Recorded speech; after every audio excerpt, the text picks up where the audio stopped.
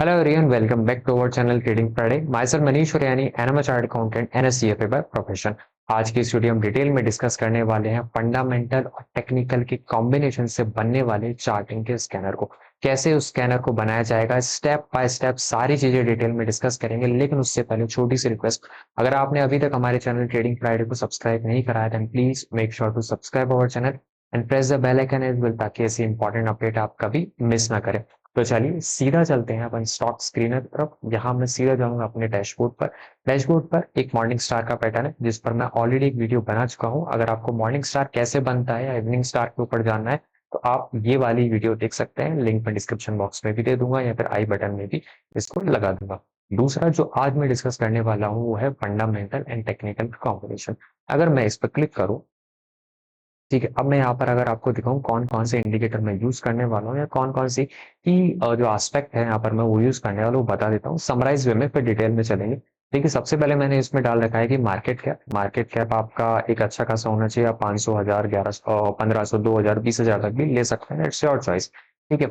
इसके बाद मैंने यहाँ पर पीवी रेशियो के बारे में बोला है, डेट इक्विटी के रेशियो के बारे में बोला है, रिटर्न ऑन नेटवर्थ के बारे में बोला है, रिटर्न ऑन कैपिटल एम्प्लॉयड के बारे में बोला है, सेल्स के बारे में बोला है, ऑपरेटिंग प्रॉफिट के बारे में बोला है। ये सारी चीजें मैंने फंडामेंटली ऐड करी है। यानी अगर फंडामेंटली ये सारी चीजें बढ़िया है तो हम ये बोल सकते हैं कि स्टॉक फंडामेंटली बढ़िया काम कर रहा है। लेकिन फंडामेंटल के साथ सबसे बड़ी प्रॉब्लम ये आती है कि स्टॉक में एंट्री कब लिया जाए। देखिए, आज की तारीख में मैं ये बोल सकता हूँ रिलायंस, बजाज फाइनेंस या टीसीएस, इन्फोसिस, ये जो बढ़िया लार्ज कैप वाले स्टॉक है, ये काफी बढ़िया है। लेकिन सबसे इंपॉर्टेंट प्रॉब्लम ये आ जाता है कि इसमें मैं एंट्री कब लूँ। देखिए, एक एस्पेक्ट में ये बोलता है आप एंट्री कभी भी ले लीजिए लॉन्ग टर्म में, क्योंकि फंडामेंटली स्ट्रॉन्ग है तो आपको बढ़िया प्रॉफिट देखने को मिल सकता है। दूसरा एस्पेक्ट इसमें ये बोलता है कि आपको वेट करना चाहिए। किसका वेट करना चाहिए? एक बढ़िया टेक्निकल जो उसमें इंडिकेटर बन जाए या कोई बढ़िया चार्ट पैटर्न आपको देखने को मिल जाए, उसके बाद आप इसमें क्या कर सकते हैं, एंट्री ले सकते हैं। तो उसी को ध्यान में रखते हुए कुछ एक टेक्निकल चीजें भी मैंने यहाँ पर ऐड कर रखी है। जैसे मैंने डेली क्लोज बोल रखा है कि जो ईएमए है, एक्सपोनेंशियल मूविंग एवरेज, मैंने 20 डे का लिया है। आप कुछ भी ले सकते हैं। अगर आपको लगता है 5 डे वाला बढ़िया है, 15 डे वाला बढ़िया है, आप वो भी ले सकते हैं। बट मैं यहाँ पर 20 डे क्यों ले रहा हूँ, उसके पीछे भी एक लॉजिक है। मैं ऑलरेडी एक 20 डे पर बना चुका हूँ, मैं वो भी आपको बताऊंगा। इसके अलावा मैंने यहाँ पर बताया कि 20 डे वाला ग्रेटर देन होना चाहिए 50 डे वाला। तो यानी मैं बोल चुका हूँ कि गोल्डन क्रॉस ऑलरेडी आ चुका है और उसके बाद ये स्टॉक ऊपर जा रहा है। इसके बाद मैंने वॉल्यूम पर बोला है, आरएसए पर बोला है, आरएसए पर वापस से बोला है, क्यों बोला है वो भी बताऊंगा, क्लोज पर बोला है, और क्रॉस सेल्स तो सबसे नीचे दिख रहा है एग्जैक्टली ये फंडामेंटल वाला ही है। तो वो भी मैंने यहाँ पर बोल रखा है। तो सारी चीजें आप डिटेल में डिस्कस करते हैं। अभी तक अगर लाइक नहीं करा है then please make sure to like. एक बार मैं रन स्कैन कर देता हूँ।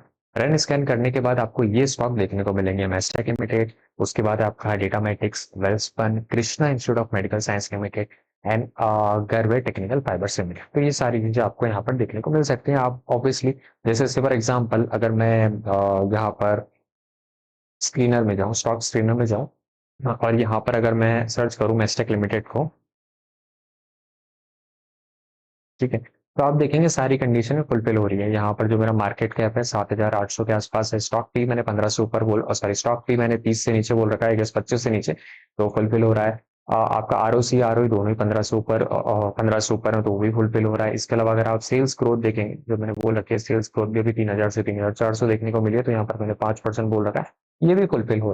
ठीक है, तो ये एक एग्जाम्पल था। Again, I am not a SEBI registered, मेरे कहने पर इस स्टॉक में एंट्री मत लीजिएगा, मैं सेबी रजिस्टर्ड नहीं हूँ। मैं केवल आपको ये बताना चाहता हूँ कि आप चार्ट इनका यूज करके कैसे एक बढ़िया स्कैनर बना सकते हैं। देखिए, सबसे पहले मैंने यहाँ पर जो लगा रखा है वो आपका मार्केट कैप का ले रखा है। ठीक है, market cap greater than 500 crore. 500 का मतलब यहाँ 500 करोड़ है। आप भी बना सकते हैं, आपको सिंपली आप मार्केट कैप टाइप करना है, ग्रेटर देन लिखना और 500 लिखना, बहुत ईजी है। पहली वीडियो ऑलरेडी जो यहाँ पर है उसमें मैं बता चुका हूँ कि चार्ट इंक पर स्कैनर कैसे बनाया जाता है। अभी मैं आपके सामने नहीं बना रहा हूँ, अननेसरी बहुत ज्यादा लंबी वीडियो बन जाएगी। मैं आपको इसका लिंक दे दूंगा जिससे आप डायरेक्टली ये रन कर सकते हैं। ठीक है, तो मार्केट कैप मैंने बोल रखा है कि एटलीस्ट 500 करोड़ उसकी होनी चाहिए, एटलीस्ट कंपनी का थोड़ा बहुत एग्जिस्टेंस होना चाहिए, तभी मैंने यहाँ पर 500 करोड़ लिख रखा है। इसके बाद मैंने बोल रखा है पी रेशियो लेस देन 25 होना चाहिए। अब लेस देन 25 का लॉजिक समझिए। देखिए, मोटा मोटी अगर मैं आपको स्टॉक की कहानी बताऊं, एक ही आपका स्टॉक है, आपका स्टॉक मोटा मोटी दो तरीकों से चल सकता है, या तो वो ग्रोथ स्टॉक हो सकता है या फिर वो वैल्यू स्टॉक हो सकता है। वैल्यू स्टॉक ये होता है कि जो फंडामेंटली बहुत ज्यादा स्ट्रांग है, लेकिन अभी हो सकता है वो अंडर वैल्यू है, हो सकता है अंडर वैल्यू। लेकिन ग्रोथ स्टॉक का मतलब क्या होता है, उसकी डिमांड बहुत ज्यादा है, उसके नंबर बहुत बढ़िया आ रहे हैं और भी एक्सपेक्टेड है कि और भी ज्यादा बढ़िया आएंगी, तो लोग उसको बार बार बाय करते रहते हैं। इसके कारण उसको ग्रोथ स्टॉक बोला जाता है, और उसकी जनरली क्योंकि डिमांड ज्यादा रहती है, उसका जो पीई रहता है वो हायर साइड पे रहता है। दोनों ही मेथड ठीक है। मैं ये नहीं बोल रहा वैल्यू स्टॉक बढ़िया है ग्रोथ स्टॉक बढ़िया है। दोनों ही मेथड बढ़िया है, क्योंकि आज मैं फंडामेंटल डिस्कस कर रहा हूँ, इसलिए मैं वैल्यू स्टॉक की तरफ जाऊंगा। वैल्यू यानी कि जो है तो बढ़िया स्टॉक, है तो बढ़िया स्टॉक, लेकिन उसका पीई आज भी कम है, यानी आज भी लोग उसको कम बाय कर रहे हैं। फॉर एग्जांपल जैसे मैंने मेस्टेक की बात करी, मेस्टेक का पीई देखेंगे तो कितना है। यहाँ पर आता हूं मैं,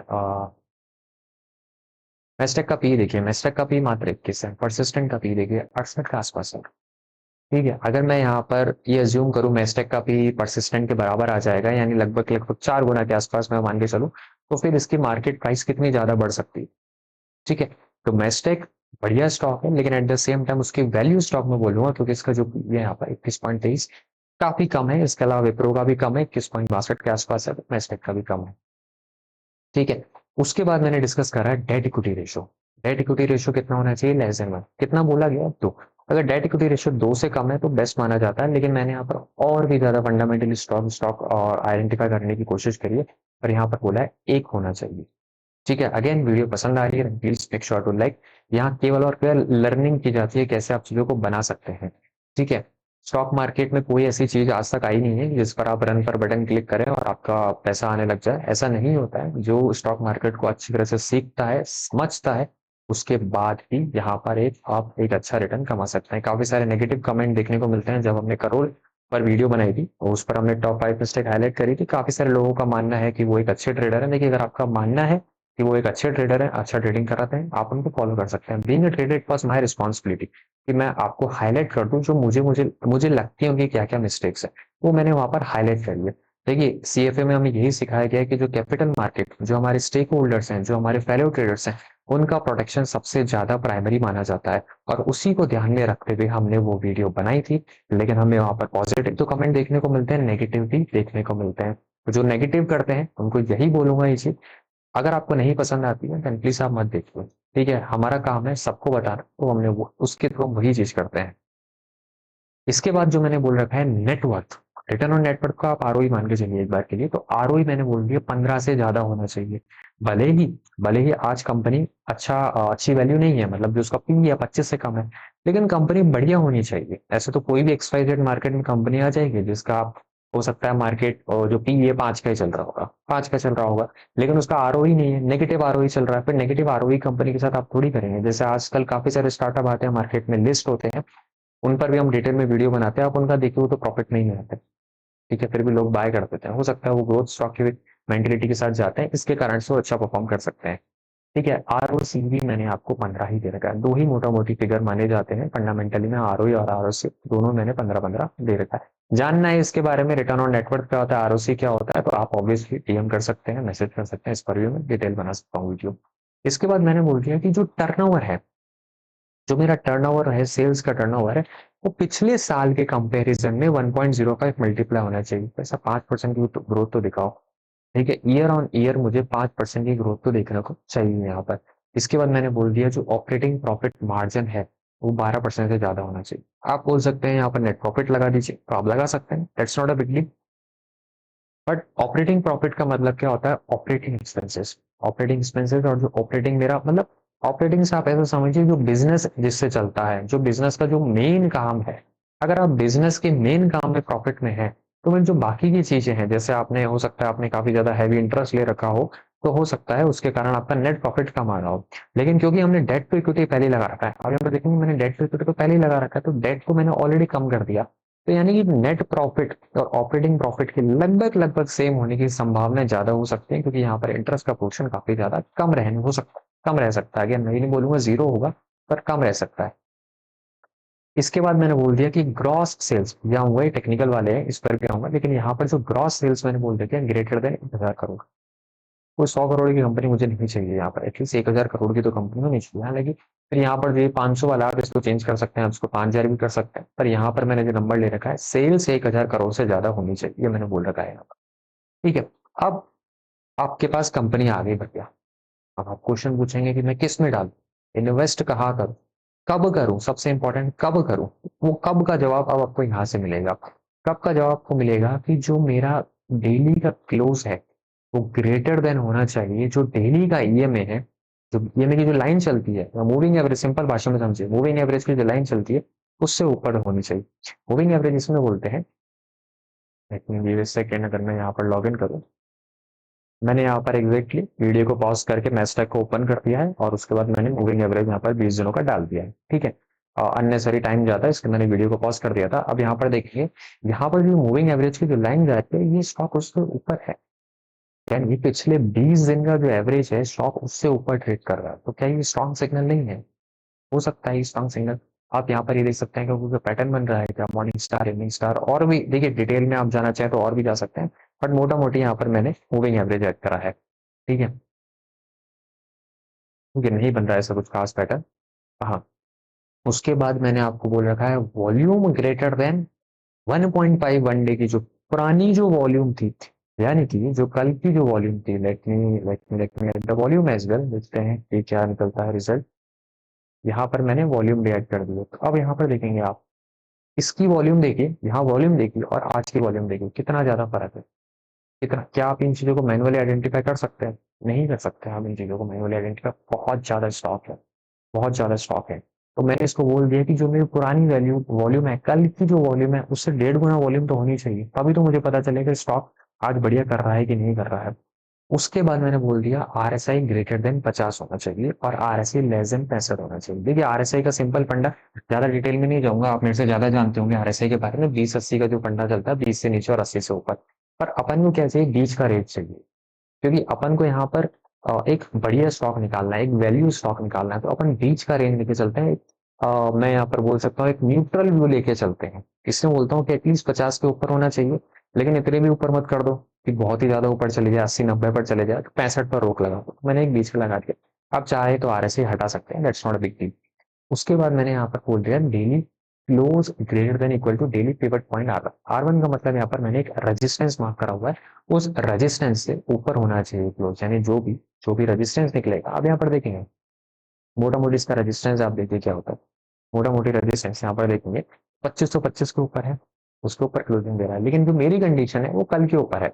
कल की क्लोजिंग तो 2447 थी, उसके ऊपर आज की क्लोजिंग देखें तो 2548, तो ऑलरेडी रेजिस्टेंस निकाल चुका है। अगर मैं इसको आपको पढ़वाऊँ, यहाँ पढ़ने के लिए बोलूँ आपको, यहाँ पर देखेंगे स्क्रीन में क्लिक कर दिया है, ठीक है। तो current daily closing price of the stock is greater than और equal to the calculated value based on the previous day high low and closing price. जो उन्होंने वैल्यू निकाल रखी है उससे ऊपर होनी चाहिए। बेसिकली मैं क्या बोलना चाह रहा हूँ यहाँ पर, शुद्ध भाषा में बताऊँ तो रेजिस्टेंस को क्रॉस करके निकलना चाहिए, ठीक है, वही करा है। और ईयरली सेल्स मैंने यहाँ पर पहले बता दिए। इन सबको आप रन स्कैन करेंगे तो आपके पास स्टॉक आ जाएंगे। मैस्टैक, डेटामेटिक्स, चलिए डेटामेटिक्स देख लेते हैं। मैस्टैक ऑलरेडी आप देख चुके हैं, डेटामेटिक्स मैंने नहीं देखा है अभी तक, पहली बार मैं आपके सामने चला था, ठीक है। डेटामेटिक्स करके कुछ है क्या यहाँ पर मेरे पास, डेटामेटिक्स ग्लोबल सर्विस, ठीक है। यहाँ पहली कंडीशन पूरी हो गई है, एवरेज से ऊपर जा रहा है, बिल्कुल जा रहा है सर। क्या रेजिस्टेंस से ऊपर है, बिल्कुल रेजिस्टेंस से ऊपर है। और क्या कंडीशन बताई थी अपन ने यहाँ पर इसको, EMA की बताई थी, क्लोजिंग आपने बता दी 20 के ऊपर है।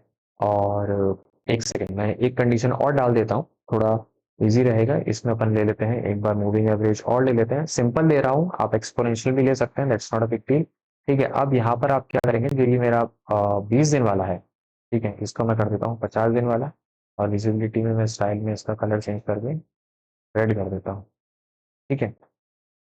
आप देखेंगे ये जो रेड वाला है, रेड वाला कौन सा है, 50 दिन वाला। ये कौन सा है, 20 दिन वाला। तो 50 दिन के मूविंग एवरेज से 20 दिन वाला ऊपर चल रहा है, ठीक है। और 20 दिन के मूविंग एवरेज से स्टॉक ऊपर चल रहा है। तो कितना बढ़िया बुलिश साइन यहाँ पर ये हो सकता है। Again I am not a SEBI register, इसको बाय मत कर लीजिएगा, लर्निंग पर्पस है कैसे आप स्टॉक को आइडेंटिफाई कर सकते हैं, ठीक है। यहाँ पर आपका गोल्डन क्रॉस बना था, लगभग लगभग मैं बोलूँ इसके आसपास आपका गोल्डन क्रॉस बना था, देखिए इस लेवल के आसपास। आई आई नो आपको इतना नहीं विजिबिलिटी आ रहा होगा, बट जो 2 जून के आसपास है यहाँ पर एक गोल्डन क्रॉस बन गया था। और उसके बाद अगर आप देखेंगे तो ये स्टॉक में पीछे मुड़ के नहीं देखा है, 607 से अगर आप देखेंगे स्टॉक 647 पर आ चुका है, ठीक है। तो स्टॉक ने वहां पर पीछे मुड़ के नहीं देखा है। उसके बाद इसके बाद यहाँ पर एक डेड क्रॉस बना था, डेड क्रॉस बना था, बट वहाँ आपका स्टॉप लॉस हिट हो गया होगा, उसमें कोई बड़ी बात नहीं। कोई भी स्ट्रेटजी 100% सक्सेसफुल नहीं होती, 50 to 60% होती है, और इसी के कारण से हम यहाँ पर मल्टीपल कॉम्बिनेशन लेते हैं। मैं जानता हूँ वीडियो बहुत बड़ी हो गई है, लेकिन मैंने पूरी कोशिश करी है कि मैं यहाँ पर आपको बता सकूं कैसे कैसे इंडिकेटर को ऐड किया जा सकता है। आप इनको चेंज कर सकते हैं, 1000 को 10,000 कर दीजिए, 500 को 50,000 कर दीजिए, ईएलडी पी रेशियो को 50 कर दीजिए, 10 कर दीजिए, या आपके हाथ में है, क्योंकि इसका लिंक मैं आपको दे दूंगा, आप इजीली ऐड ऑन कर सकते हैं।